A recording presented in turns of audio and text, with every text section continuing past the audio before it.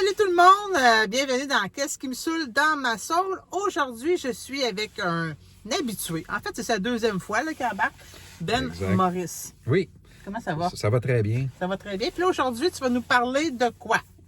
Ben, mon prochain livre qui va sortir le 10 juin, OK. le lancement aura lieu à Montréal. À Montréal. Oui. Tchernobyl. Tchernobyl. Hein? Tchernobyl, on entend ça de Tchernobyl, puis on sait un peu c'est quoi. Hein? On sait que ça sera pas genre doux. C'est pas une petite comédie romantique d'amour. Hein? Non, exact. C'est une Vas-y, en gros. tragédie. En fait, c'est inspiré des événements de 1986, mais aussi de l'invasion russe de 2022. Les Russes ont envahi l'Ukraine, en passant par le nord, et ils se sont installés dans le coin de la centrale nucléaire de Tchernobyl, la centrale désaffectée. Moi, ça m'a questionné à savoir pourquoi ils ont commencé à envahir le pays par le nord et puis pourquoi ils ont creusé dans ce coin-là pour installer des campements, faire des tranchées, comme sécuriser ce périmètre-là. Mais c'est la zone la plus contaminée au monde, donc ils en ont souffert grandement, fait qu'ils sont obligés de retraiter et de s'en aller dans les hôpitaux. Il y en a même des morts qui ont subi les conséquences de la contamination radiologique là, dans ce coin-là. Okay. Donc, c'est encore radiologique. Oui, c'est très, très contaminé dans la région, surtout dans la région même de Pripyat, qui est la ville où était installée la centrale de Tchernobyl, parce qu'il faut dire que Tchernobyl, c'est une ville, elle est au sud, mais Pripyat, c'est là qu'ils ont installé la ville autour de la centrale nucléaire de Tchernobyl. Donc, il y a la ville de Pripyat où est la centrale, et tu as la ville de Tchernobyl un peu plus bas, où est-ce que les gens qui travaillent à Pripyat aujourd'hui sont installés beaucoup dans cette région-là et dans le coin de Slavotchitch aussi également, une autre ville d'Ukraine. Puis là, Ben, t'es quand même reconnu dans tes livres pour toi faire un peu de l'horreur, du suspense. C'est rare que tu y vas dans la poésie, là. Hein? Oui, il peut y avoir de la poésie dans l'écriture, là, mais pas dans le fond. Non. C'est pas de la poésie. Non. En lisant Tchernobyl, là, on s'attend à quoi, les lecteurs? C'est-tu un public averti? Non, en fait, c'est quand même un public général. Là. C'est de l'action, beaucoup d'action. Il y a de l'horreur un peu, mais c'est pas gore, comme on dit. C'est pas quelque chose qui est de l'horreur graphique. C'est pas mon genre. C'est pas quelque chose là, qui m'attire beaucoup. Donc, j'en écris pas. Fait que c'est quand même... Oui, c'est ça.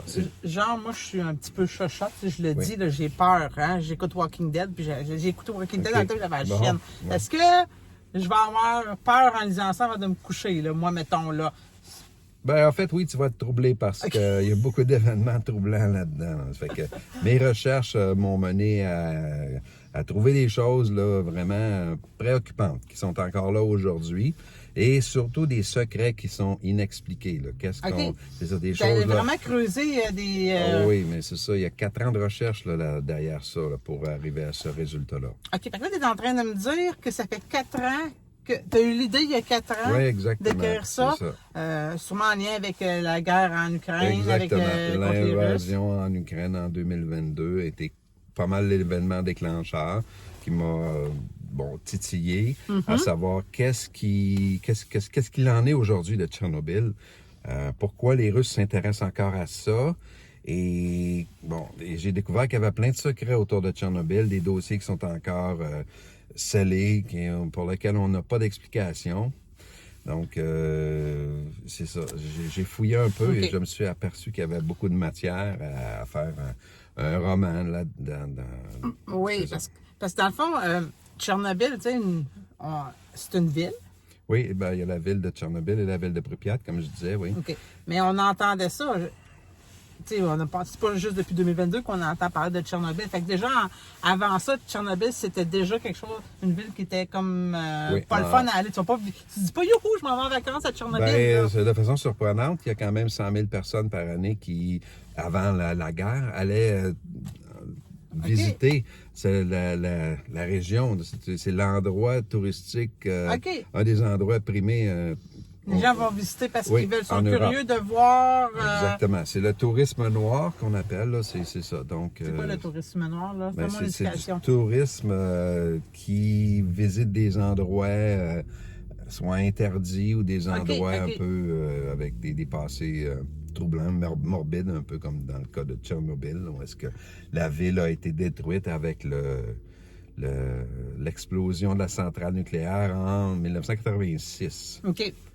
Parmi les faits troublants que j'ai trouvés dans mes recherches, ben, c'est que tout le monde pense qu'en 1986, ça a été terminé, la ville a été évacuée, la centrale avait explosé, il n'y avait plus d'activité là. Ben non, l'activité à la centrale s'est poursuivie. Il y avait 3 autres réacteurs, parce qu'on parle toujours du réacteur numéro 4, mais il y avait les réacteurs 1, 2 et 3 qui étaient en fonction. Et il y avait encore en planification d'autres réacteurs, 5 et 6, qui étaient en planification de fabrication. Quand la catastrophe est arrivée en 1986, ben, le réacteur numéro 4 était plus fonctionnel. Ils ont déclaré une zone d'exclusion de 30 km autour de la centrale, mais ils ont maintenu les réacteurs 1, 2, 3 en fonction pendant de nombre d'années. Jusqu'en l'an 2000, le réacteur numéro 3 a continué d'opérer. Les 2 autres ont été fermés pour maintenance, mais on prévoyait les maintenir en activité de façon perpétuelle. C'est les pressions internationales qui ont forcé l'arrêt des opérations de tous les autres réacteurs et s'assurer qu'on ne repartirait pas la production nucléaire. Moi, je me suis dit que si les choses se sont passées comme ça, il y aurait toujours une possibilité que le réacteur puisse être réactivé. Un des réacteurs 1, 2, 3, dépendamment des conditions, pourrait encore produire de l'électricité. À quelle fin? Ben, il y a un élément qui est, parmi mes recherches assez troublant, c'est l'existence d'un radar. Un immense radar. C'est vraiment gros, là. Ça s'appelle le Duga. Et ce radar-là est sur un site qu'on appelle Tchernobyl 2. C'est pas Tchernobyl, c'est la ville. Tchernobyl, c'est la ville, mais aussi c'est le nom de la centrale nucléaire. Mais Tchernobyl 2, c'est le site où ils ont installé l'immense radar. Le radar, lui, était censé détecter les missiles intercontinents. Là. Donc, c'est un système, un bouclier antimissile, présumément.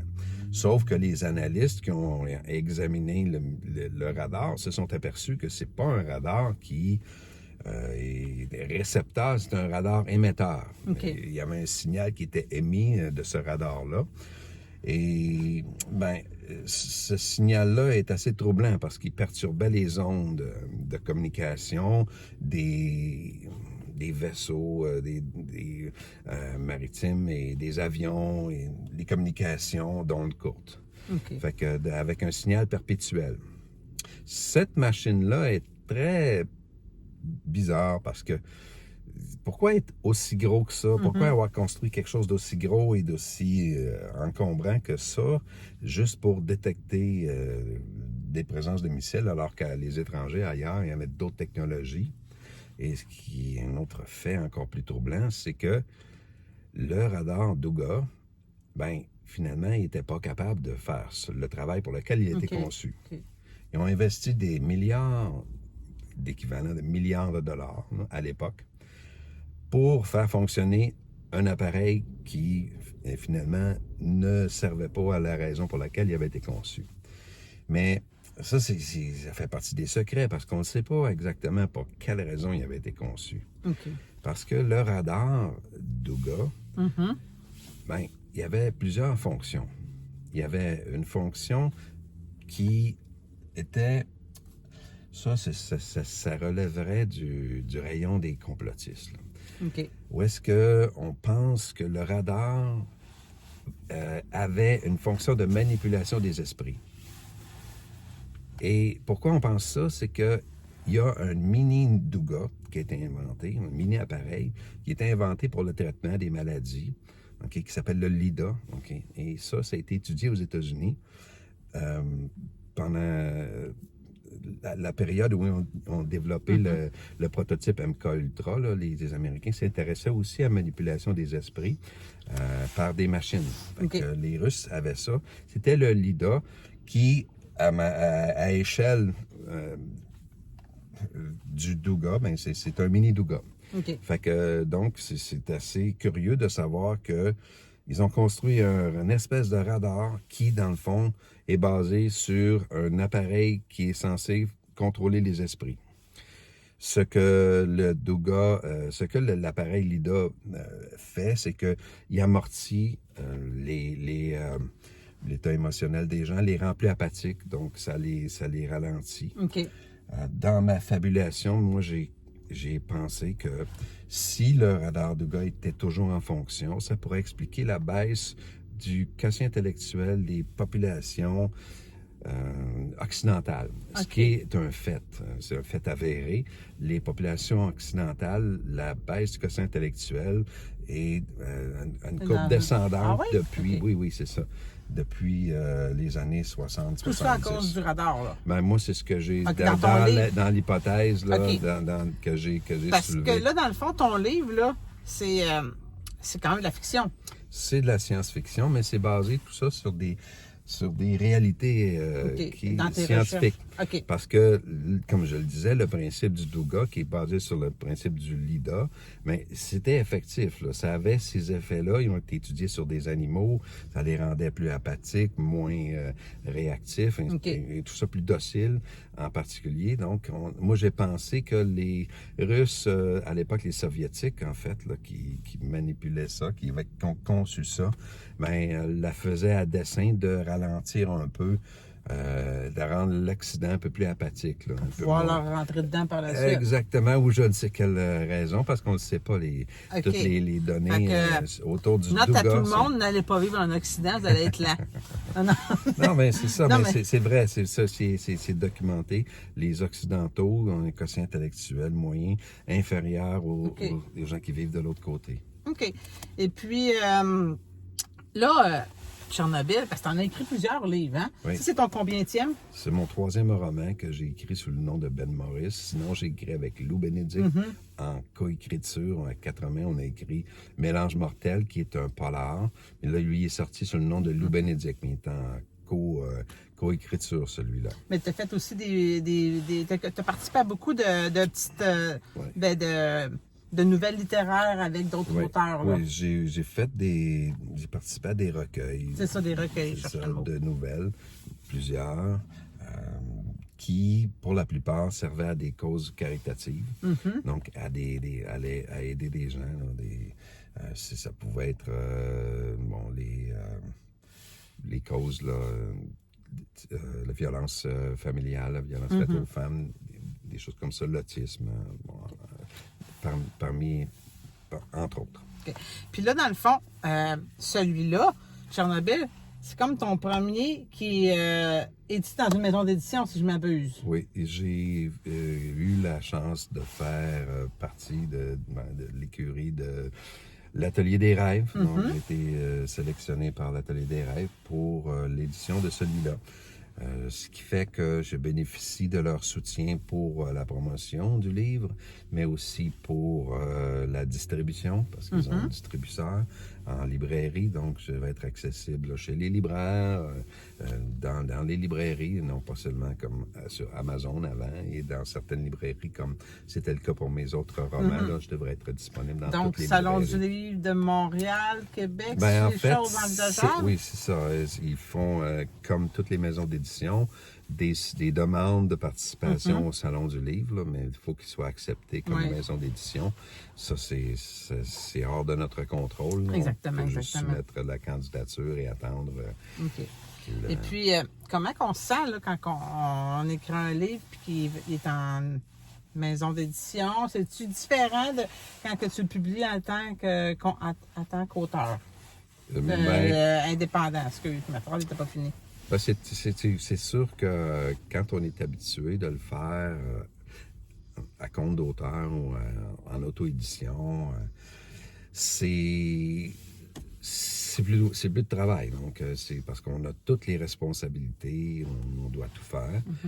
Par ailleurs, on prend toutes les décisions et donc on peut mettre le produit exactement comme on le veut. Avec l'Atelier des Rêves, c'est un partenaire de choix pour moi parce qu'ils acceptent mon input, si on veut, là, au niveau de l'image, de la couverture et de toute la promotion, et ainsi de suite. Là, ils sont très ouverts à ça pour les suggestions et ils embarquent dans pas mal toutes les suggestions que je leur fais là, pour la promotion. Est-ce que tu as fait toutes tes couvertures de tes autres livres? Oui. Est-ce que c'est toi qui as fait la C1 de ce livre-là aussi? J'ai encore fait la C1 de ce livre-là. Ça a été un travail assez fastidieux. Ça n'a pas sorti comme ça. Là. La première fois? Non, il y a eu non, beaucoup non. Il y a eu quelques ébauches? Disons que je parlerais d'une centaine d'ébauches avant OK, quand même. À cette couverture-là. Si je vous montrais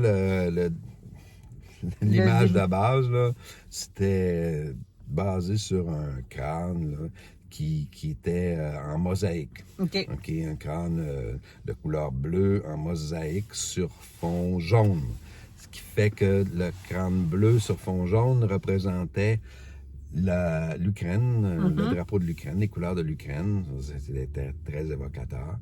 Sauf que, bon, en travaillant le concept, j'ai voulu faire le crâne un peu plus éclaté, et puis ça amenait à cette explosion-là au centre du symbole nucléaire là, qui, bon, finalement, a plus d'impact au niveau visuel. Donc, c'est plus percutant au niveau visuel. En librairie, ça va flasher. Oui, le jaune, il va flasher. Le jaune puis le vert, ça flash. Là. Okay. Puis le Tchernobyl en haut, l'écriture, tout le titre, là, ça c'est... Le derrière, si je montre le derrière, là, le derrière aussi, est comme la C4. C'est ça, exactement.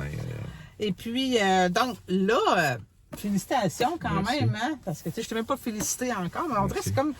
Tu sors toujours plein de livres, puis tout, toujours plein de quelque chose. J'en ai plein dans mes tiroirs encore. C'est là, ça, mais vraiment, parce que, tu sais, il y a quand fascinant. même une bonne épaisseur aussi. Ça fait 4 ans que tu travailles là-dessus, puis je sais qu'il y a beaucoup de recherches, parce que là, on peut pas écrire Tchernobyl sans avoir fait de recherche. Effectivement, parce que c'est un roman, contrairement aux autres, là, où est-ce que je me suis beaucoup documenté. Dans le cas du premier roman, Belleville, mon pari était de faire un roman comme si j'étais sur une île déserte, avec aucun moyen de me documenter, un dictionnaire juste pour le vocabulaire et c'est tout, mais aucune recherche. J'ai parti seulement de mon imagination. Ça, c'était le pari avec Belleville. Avec le deuxième, Double Vie, là, j'ai commencé à me documenter pour incarner l'histoire dans un lieu réel. Ça se passe à Boston en partie, ça se passe dans la région de Boston, donc on est plus incarné, on sent plus le lieu, on sent les endroits, les descriptions sont réelles. Donc, à ce moment-là, j'ai fait des recherches et j'ai fait des recherches aussi pour Double Vie, pour les phénomènes astrologiques qui sont soulevés là-dedans et aussi l'aspect sectaire qui est là-dedans. Il y a une secte là-dedans aussi, oui. Ça, ces aspects-là sont documentés. C'est de l'imaginaire celtique qui est en arrière de ça. Ça, c'était le fruit de recherche. Pareil pour les phénomènes lunaires qui sont à l'arrière de ça. Tout est documenté par ici. Les événements sont synchronisés avec des faits historiques. Dans le cas de Tchernobyl, mais là, ça va plus loin parce qu'on parle des événements réels qui sont passés en 1986. Donc, ces phénomènes historiques là, qui sont représentés là-dedans sont tout à fait factuels. Donc, on peut référer à des dates, en particulier l'événement de l'explosion, là. Le 26 avril 1986 à 1h23 du matin.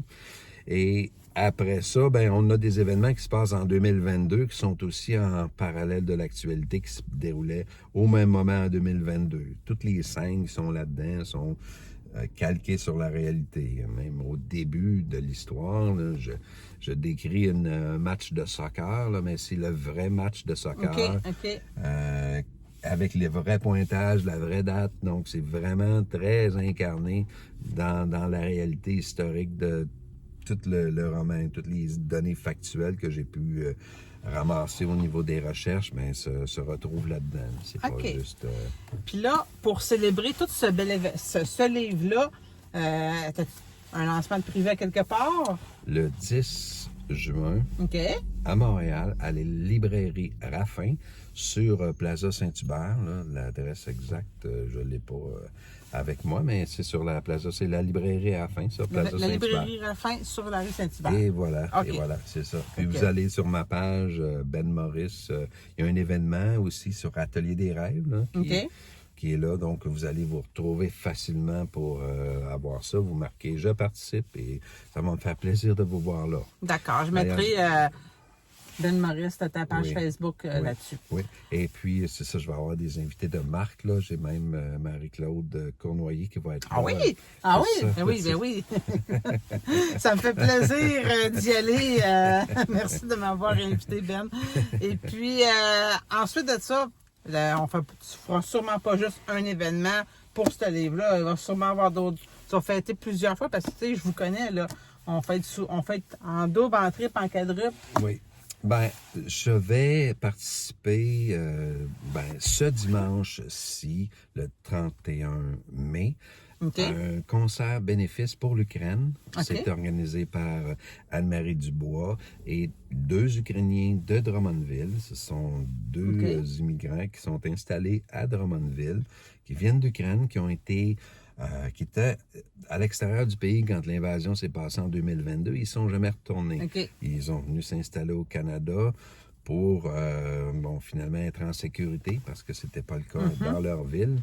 Et je les ai rencontrés, ces 2 personnes-là qui co-organisent l'événement avec Anne-Marie Dubois. Anna Stukalova, qui est ukrainienne. Elle est la fille d'un liquidateur de Tchernobyl. Donc, vraiment, oui, c'est ça. Et elle porte dans ses gènes, les traces d'exposition à la radioactivité. Donc, ça se transmet de génération en génération. Hein. De là, l'importance d'aider les populations qui vivent dans ces zones-là. Hein. Il y a 3 associations qui est soutenue par mon livre, là.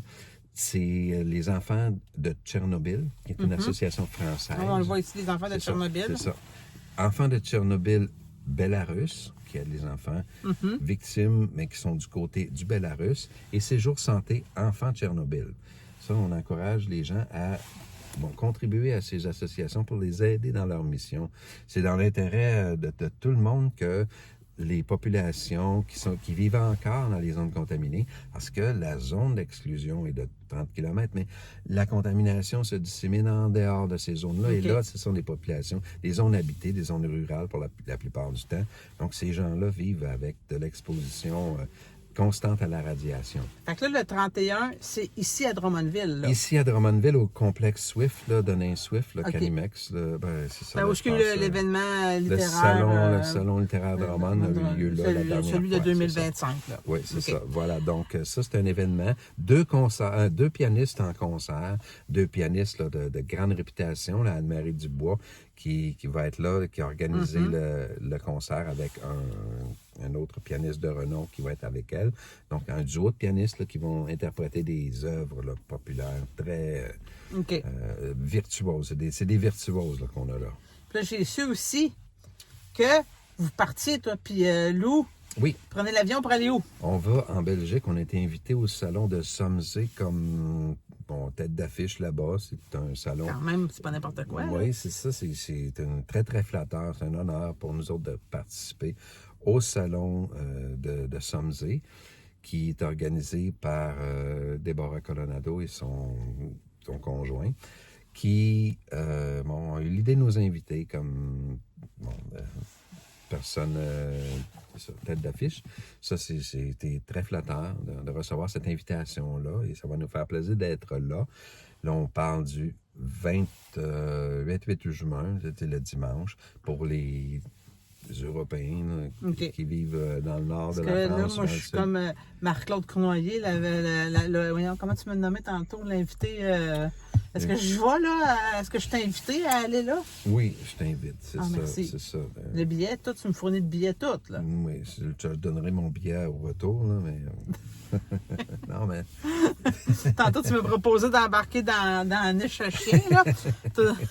Ça le fera pas. Non, mais non. Mais non. Parce que je ne laisserai pas mon chien derrière. Ah, OK. C'est pas parce que je vais être coincé, c'est parce qu'il veut pas laisser son chien. Non, c'est beau, ça. Ça, c'est le vrai amour, ça. Oui, le vrai amour. Fait que là, le 15, tu pars pour la Belgique. Oui. Puis après ça, y a-t-il d'autres choses?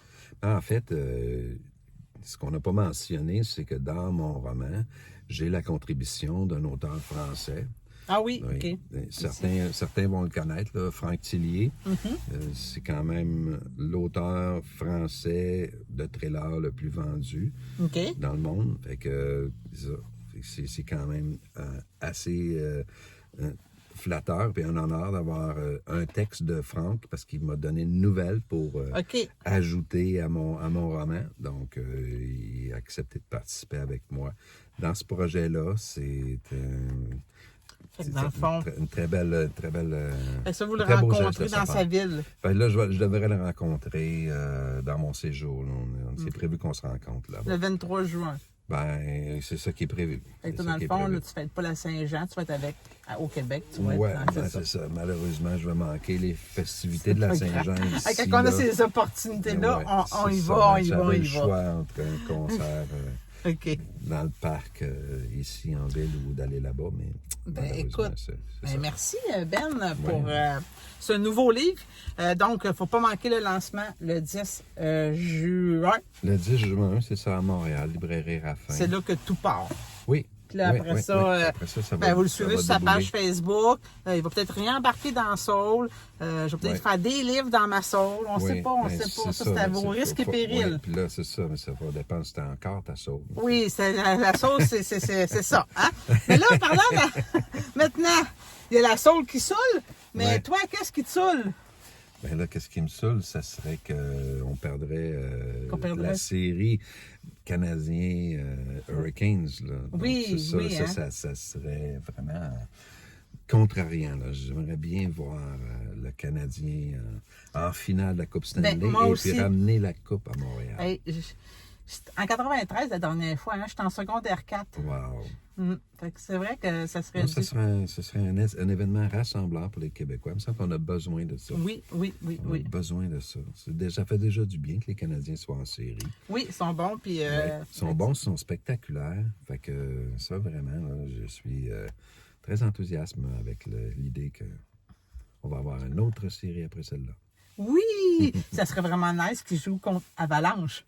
Oui, Hein, des anciens nordiques. oui, ça Fait serait que- une belle rivalité qui serait ravivée. Là. Ben, merci beaucoup, Ben. Ben, merci à toi. Puis je te souhaite un bon succès avec Tchernobyl.